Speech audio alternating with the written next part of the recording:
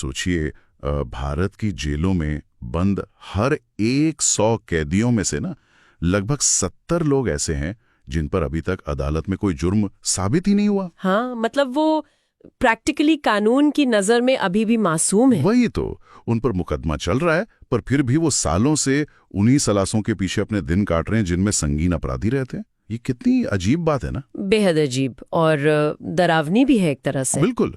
अक्सर जब किसी बीमारी का पता लगाना होता है तो हमें एक उम्मीद होती है कि सब कुछ बिल्कुल सटीक और साफ होगा।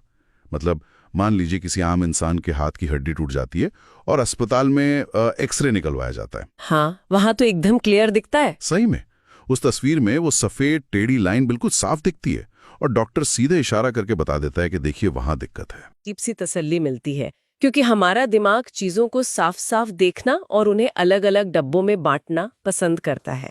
पर जैसे ही कानून और नियम के दायरे में कदम रखा जाता है, वो साफ तस्वीर दिखाने वाली एक्सरे मशीन अचानक से धुंधली और उलझी हुई तस्वीरें देने लगती है। वही ना, वहां कोई ब्लैक एंड व्हाइट नहीं होता। एकदम एक ऐसे कानूनी मैदान का सामना होता है जो सच में बहुत पेचीदा है, जहां सही और गलत के बीच की लकीर मिटी हुई लगती है। अगर इसको सही शब्दों में कहें तो ये एक पूरी तरह से असमंजस की स्थिति है।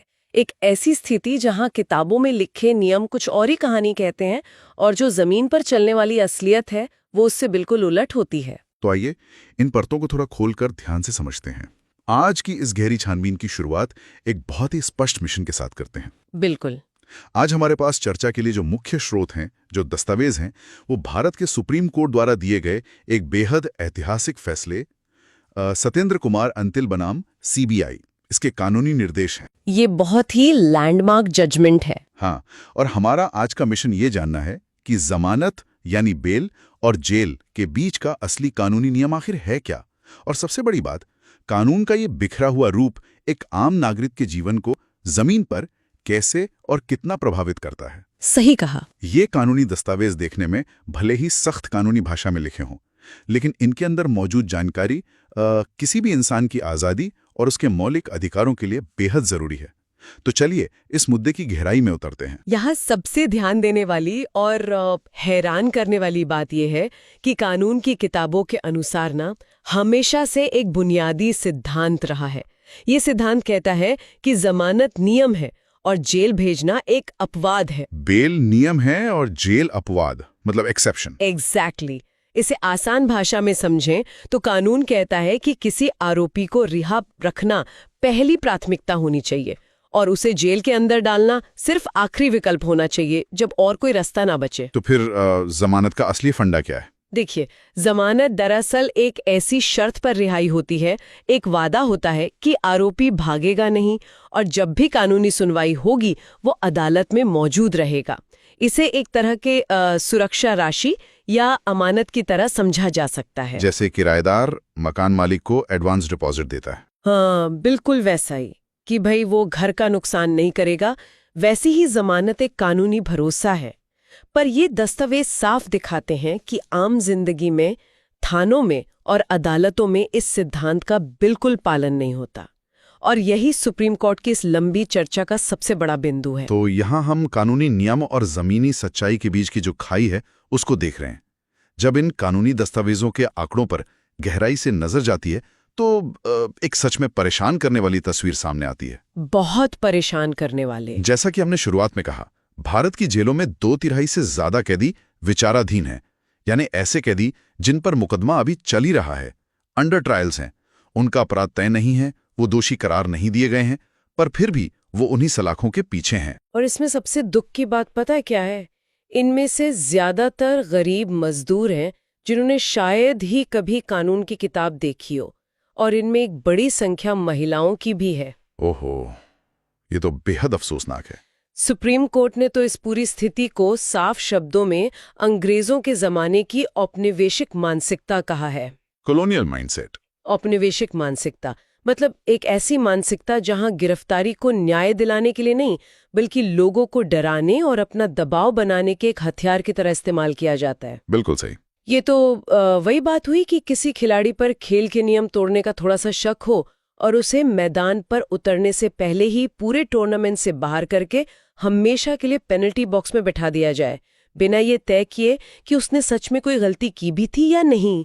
ये उदाहरण स्थिति की गंभीरता को बहुत अच्छी तरह दर्शाता है, क्योंकि एक बार जब कोई उस पेनल्टी बॉक्स यानी जेल में चला गया तो समझ लीजिए उसकी स्वतंत्रता और उसका जीवन दोनों वहीं रुक गए, एकदम रुक जाते हैं। अगर इस विषय को थोड़ा बड़े पैमाने पर देखा जाए, किसी भी व्यक्ति को लंबा मुकदमा बिना दोष साबित हुए जेल के अंदर झेलना पड़े तो ये उसके मौलिक अधिकार का सीधा और खुला उल्लंघन है।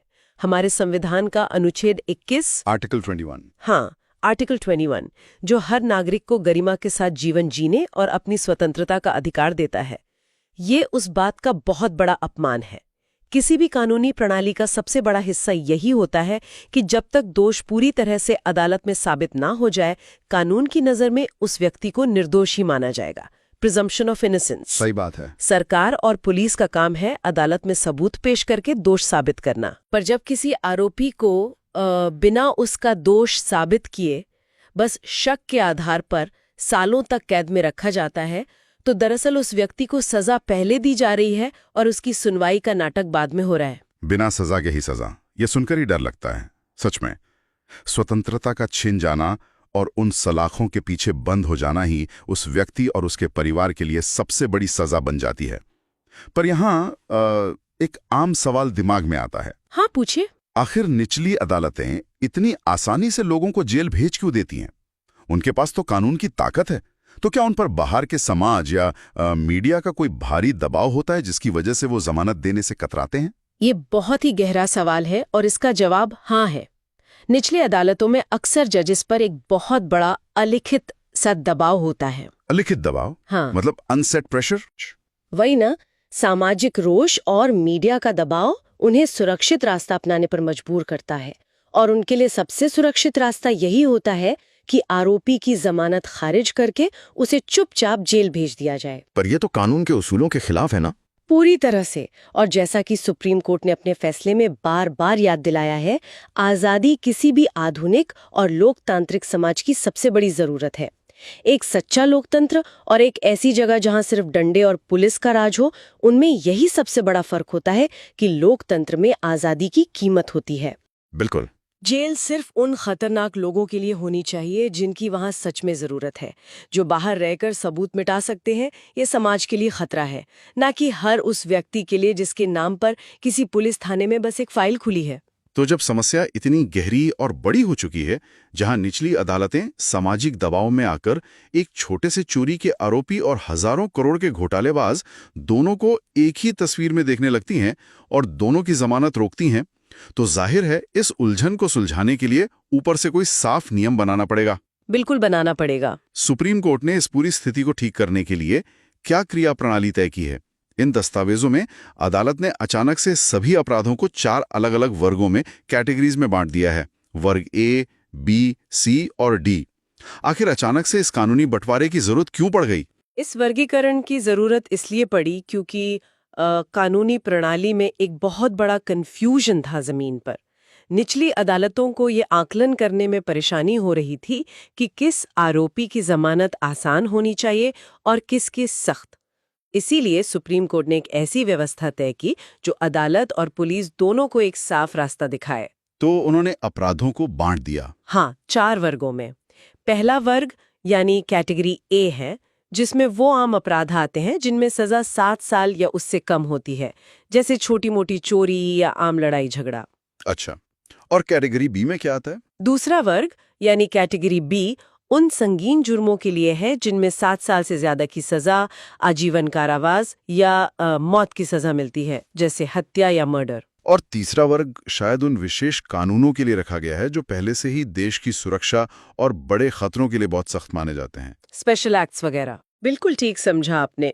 तीसरे वर्ग में वो विशेष कानून शामिल हैं जहां जमानत मिलने की शर्तें आम कानून से पूरी तरह अलग और बेहद सख्त होती हैं, जैसे NDPS यानी नशीले पदार्थों की तस्करी से जुड़ा कानून, या UAPA जो आतंकवादी गतिविधियों को रोकने वाला कानून है। और इसमें PMLA भी आएगा ना, मनी लॉन्ड्रिंग वाला? हाँ, PMLA यानी काले धन को सफेद करने से जुड़े सख्त कानून।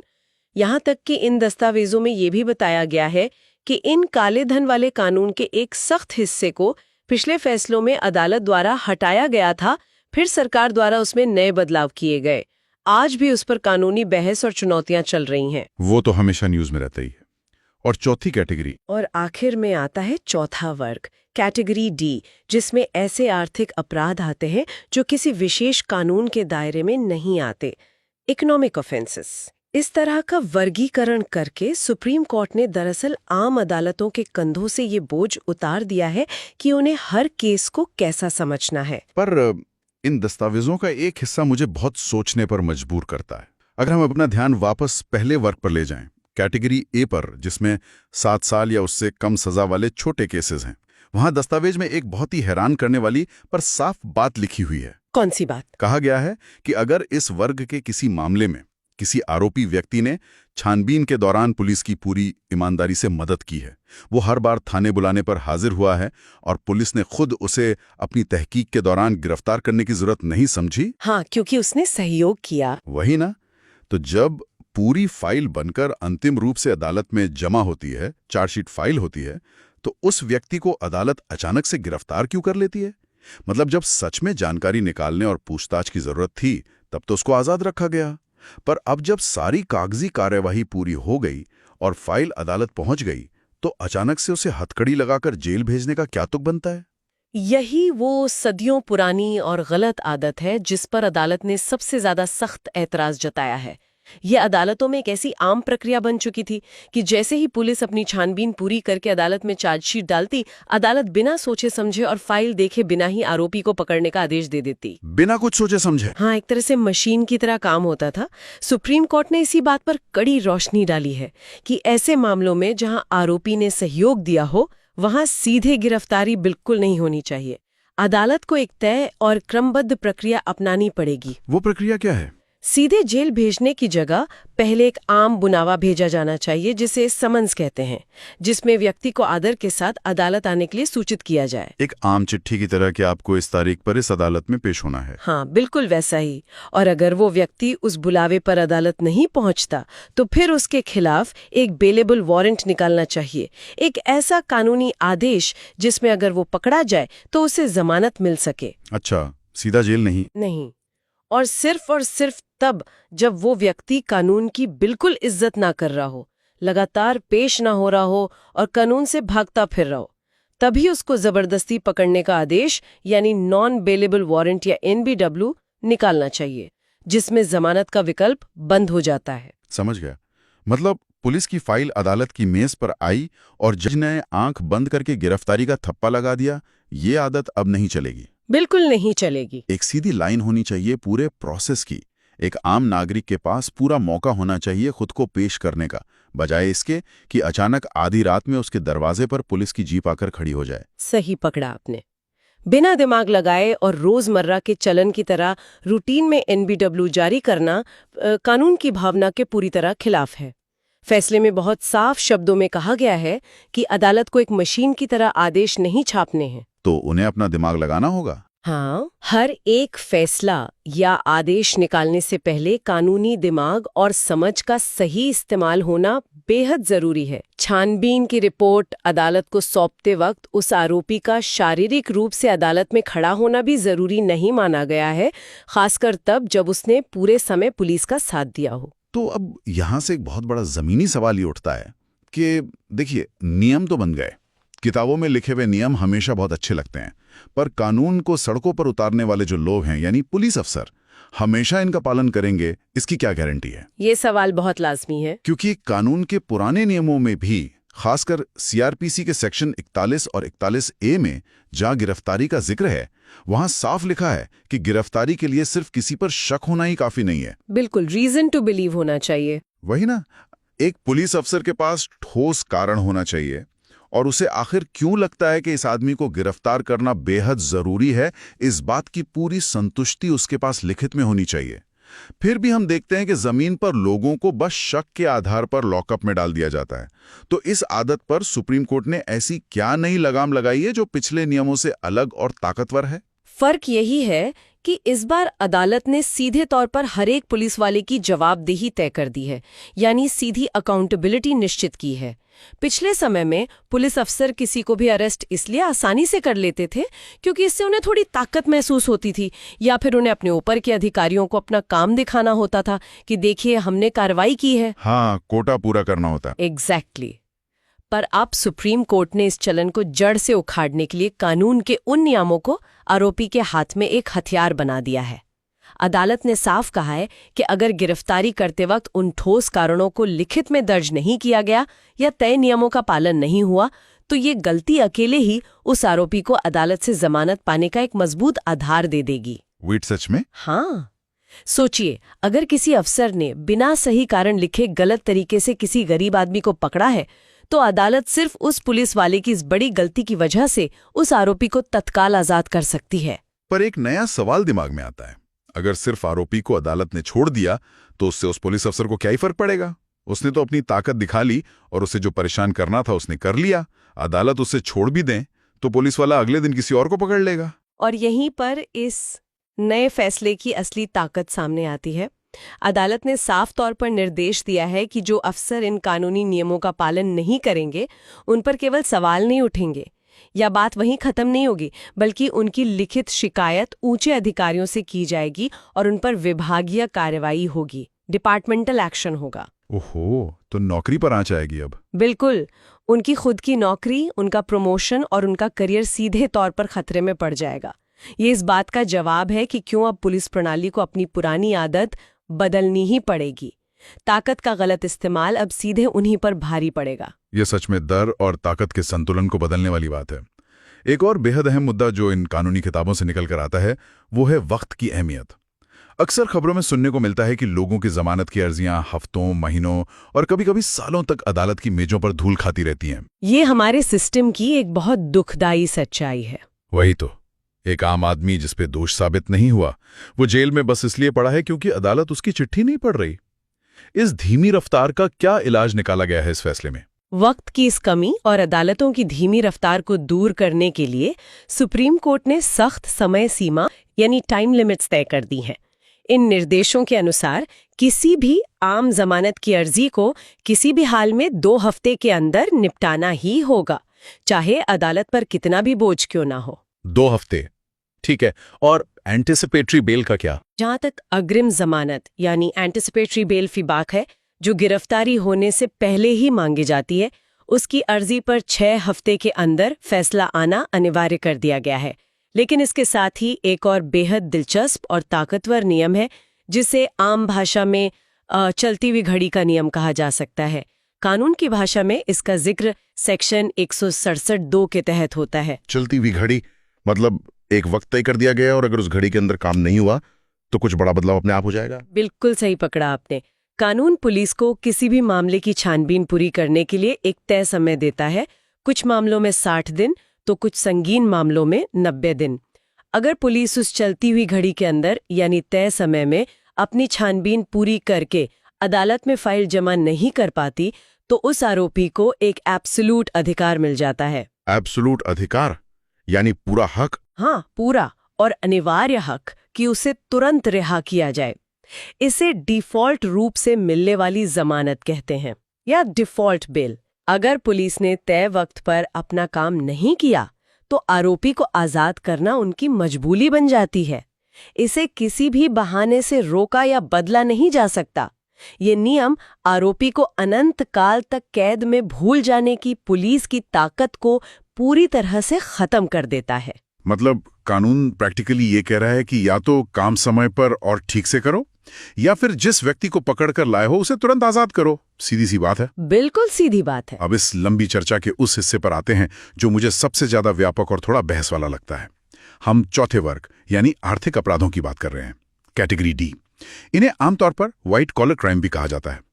दस्तावेज कहते हैं कि इन आर्थिक अपराधों को एक ही नजर से नहीं देखा जा सकता और इनमें सबको एक ही डंडे से नहीं आंका जा सकता। हाँ, ये बहुत जरूरी पॉइंट है। लेकिन यहां मैं थोड़ा क्रॉस क्वेश्चन करना चाहूंगा। देखिए, आर्थिक अपराध तो पूरे समाज और देश की अर्थव्यवस्था पर बहुत बड़ा असर डालते हैं। चलिए मान लीजिए कोई गरीब आदमी मजबूरी में 2 वक्त की रोटी चुरा रहा है, वो एक अलग स्थिति है। पर कोई सेठ हजारों करोड़ का बैंक स्कैम करके बैठा है, जिससे लाखों आम लोगों की उम्र भर की कमाई डूब गई। समझ रही हूँ आपका इशारा किस तरफ है। तो क्या उस स्कैम करने वाले को इस आधार पर थोड़ी नरमी मिलनी चाहिए कि यह आर्थिक मामला है और इसमें किसी की हत्या नहीं हुई? देखिए, नरमी मिलने का मुद्दा नहीं है यहाँ। अगर इसे थोड़ा कानूनी और व्यवहारिक गहराई से समझें तो सुप्रीम कोर्ट घोटालेबाजों पर नरमी दिखाने को नहीं कह रहा है, बल्कि वो कानून को पूरी तरह अंधा और मशीन बनने से बचा रहा है। वो कैसे? अदालत का साफ मूल मंत्र ये है कि हर आर्थिक अपराध को एक ही तस्वीर में ढालकर नहीं देखा जा सकता। सोचकर देखिए, एक छोटी सी लोकल कंपनी का टैक्स का छोटा सा विवाद हो सकता है जिसकी वजह से कागजों पर गड़बड़ी दिखी हो, और दूसरी तरफ एक हजारों करोड़ का हवाला घोटाला हो सकता है जिसमें देश के बाहर पैसा भेजा गया हो। हाँ, दोनों में जमीन आसमान का फर्क है। एग्जैक्टली। दोनों कानून की नजर में आर्थिक अपराध हैं, पर अगर अदालत बस आर्थिक अपराध का ठप्पा देखकर दोनों की जमानत अपने आप खारिज कर दे तो वो छोटे विवाद वाले बेचारे व्यक्ति के साथ बहुत बड़ा अन्याय होगा। इसीलिए फैसले में कहा गया है कि हर केस को अलग से देखना, उसके समाज पर असर को समझना और तभी आरोपी की आजादी तय करना जरूरी है। समझ गए। मतलब आप बस एक थप्पे के आधार पर ऑटोमेटिकली किसी को जेल में नहीं सजा सकते, अदालत को खुद अपना दिमाग लगाना पड़ेगा। एक और बहुत बड़ा बदलाव इन दस्तावेजों में हुआ है जो सुनवाई या ट्रायल शब्द के मतलब को ही बदल देता है। ये बहुत ही इंटरेस्टिंग लीगल शिफ्ट है। आमतौर पर जब किसी आम आदमी से आप किसी सुनवाई के बारे में सोचते हैं तो दिमाग में वही पुरानी फिल्मी तस्वीर आती है जहां एक जज सामने बैठा है, कटघरे में गवाह आ रहे हैं और दोनों तरफ के वकील जोर शोर से बहस कर रहे हैं। आमतौर पर, और यहाँ तक कि अदालत में काम करने वाले बहुत से लोग यही सोचते थे। पर इस नए फैसले ने इस सुनवाई शब्द को एक बहुत बड़ा नया और जरूरी रूप दे दिया है। तो नया रूप क्या है? तो इसमें शुरुआती छानबीन का पूरा दौर और यहाँ तक कि सजा सुनाई जाने के बाद जब आरोपी ऊपरी अदालत यानी हाई कोर्ट में अपनी अपील डालता है, उस पूरे समय को भी सुनवाई का ही हिस्सा माना जाएगा। लेकिन इस लंबी परिभाषा का एक आम कैदी पर जमीन पर क्या असर पड़ेगा? फायदा क्या है इसका? जमीन पर इसका असर बहुत ही गहरा और लोगों की जिंदगी बदलने वाला है। देखिए, बहुत बार निचली अदालत सजा दे देती है और इंसान हाईकोर्ट में अपनी बेगुनाही साबित करने के लिए अपील डालता है, पर जैसा कि हम सब जानते हैं, हमारे देश में ऐसी अपील्स को सुने जाने में और उन पर नतीजा आने में कई साल लग जाते हैं। हाँ, तारीख पे तारीख चलती रहती है भाई ना। अगर इन सालों को सुनवाई का हिस्सा ना माना जाए तो वो इंसान बिना पूरा मौका मिले सालों तक जेल में सड़ता रहेगा। पर अब कानून ये मानता है कि अगर अपील पेंडिंग है और बहुत लंबा वक्त गुजर चुका है तो उस वक्त में भी उस इंसान के आजाद रहने के अधिकार को ध्यान में रखा जाएगा और इस आधार पर उसे राहत मिल सकती है। और इस राहत के रास्ते में एक बहुत बड़ा रोड़ा या रुकावट वो शर्तें आती हैं जो जमानत देते वक्त लगाई जाती हैं। दस्तावेजों में ऐसी शर्तों का खास तौर पर जिक्र है जहां साफ बताया गया है कि जमानत देते वक्त अदालतों को ऐसी शर्तें नहीं रखनी चाहिए जो आरोपी द्वारा पूरी ही ना की जा सकें। इम्पॉसिबल कंडीशंस, बिल्कुल। मतलब एक गरीब आदमी जो रोज रिक्शा चलाकर या मजदूरी करके अपना घर चलाता है, उससे अगर आप जमानत की गारंटी के रूप में 10 लाख रुपए मांगेंगे तो अदालत का उसे जमानत देने का जो ऑर्डर है वो उस आरोपी के लिए तो बस रद्दी कागज का टुकड़ा बनकर रह जाएगा। बिल्कुल ठीक कहा। ऐसी नामुमकिन शर्तें रखना दरअसल जमानत देने के मूल लक्ष्य को ही मार देता है। अदालतें अक्सर ऐसी भारी भरकम रकम इस डर से मांगती हैं कि कहीं आरोपी आजाद होकर फरार ना हो जाए। उन्हें लगता है पैसा उन्हें रोक कर रखेगा। पर अगर उसके पास पैसा है ही नहीं तो? वही तो बात है। अगर कोई सच में गरीब है और ऐसी नामुमकिन शर्तों को पूरा करने में असमर्थ है तो अब अदालत की ये जिम्मेदारी तय की गई है कि वो अपनी शर्तों को बदले और उन्हें व्यवहारिक बनाए ताकि इंसान आजाद हो सके। सुप्रीम कोर्ट ने देश भर की सभी अदालतों को सीधे और सख्त निर्देश दिए हैं। क्या निर्देश दिए हैं? कि वो खुद अपने स्तर पर उन कैदियों को ढूंढें जो बस ऐसी भारी शर्तों को पूरा ना कर पाने की वजह से आजाद नहीं हो पा रहे हैं और उन्हें कानून के तय नियमों के तहत राहत देकर बाहर निकाले। मतलब पैसा और गरीबी आजादी के रास्ते की रुकावट नहीं बनना चाहिए। और इन सब उलझनों और बिखरे हुए नियमों को हमेशा के लिए एक जगह समेटने के लिए इन दस्तावेजों के बिल्कुल आखिर में सुप्रीम कोर्ट ने भारत सरकार को एक बहुत ही ताकतवर और नया सुझाव दिया है, एक नया और पूरी तरह अलग जमानत कानून यानी बेल एक्ट लाने का। सच कहूं तो ये इस पूरे कानूनी सिस्टम की सबसे बड़ी और तुरंत जरूरत है आज की तारीख में। ऐसा क्यों? अभी वाले नियम काफी नहीं है क्या? देखिए, आज के वक्त में जमानत से जुड़े नियम पुरानी कानूनी किताबों में अलग अलग पन्नों और धाराओं में बिखरे हुए हैं। कहीं पुलिस का नियम है, कहीं अदालत का। एक अलग और नया जमानत कानून आने से इस पूरी प्रक्रिया को इतना साफ और सीधा किया जा सकेगा ताकि देश के किसी भी गांव या छोटे से कस्बे में बैठा एक जज भी बिना किसी उलझन के सीधा फैसला ले सके। एक सिंगल रेफरेंस पॉइंट मिल जाएगा सबको। एग्जैक्टली। ये एक ऐसा कानून होगा जो अमीर और गरीब सबके लिए समान रूप से काम करेगा और पुलिस या अदालतों की इस मनमानी को काफी हद तक हमेशा के लिए खत्म कर देगा। तो अगर हम आज की इस पूरी चर्चा और इन सभी कानूनी पहलुओं के मुख्य बिंदुओं को समेटें तो पूरी कानूनी बहस घूम फिर कर यहीं आकर रुकती है कि जमानत मांगना और आजाद रहना हर नागरिक का मूल अधिकार है। ये एक नियम है और किसी की आजादी छीन कर उसे जेल भेजना सिर्फ और सिर्फ एक आखिरी मजबूरी होनी चाहिए जब और कोई चारा ना बचे। बिल्कुल सही समरी है ये। जी। गिरफ्तारी को लोगों को डराने, उनका शोषण करने या अपनी खाकी वर्दी की ताकत दिखाने का हथियार बिल्कुल नहीं बनाया जा सकता। जरूरत से ज्यादा पैसों की मांग करना या ऐसी शर्तें रखना जो पूरी ही ना हो सकें, वो किसी आम इंसान की आजादी के हक को बुरी तरह छीन लेता है। और सुनने वालों के लिए ये सारी बातें और नियम ध्यान में रखना इसलिए भी बेहद जरूरी है क्योंकि हमारी आम कानूनी प्रणाली में किसी भी नागरिक की स्वतंत्रता, उसके जीवन की गरिमा की रक्षा सीधे तौर पर इन्हीं नियमों के सही और ईमानदार पालन से जुड़ी हुई है। सही बात है। सरकार और उसकी पुलिस फोर्स के पास आम लोगों की आजादी छीनने की बहुत ही भारी और असीमित ताकत होती है।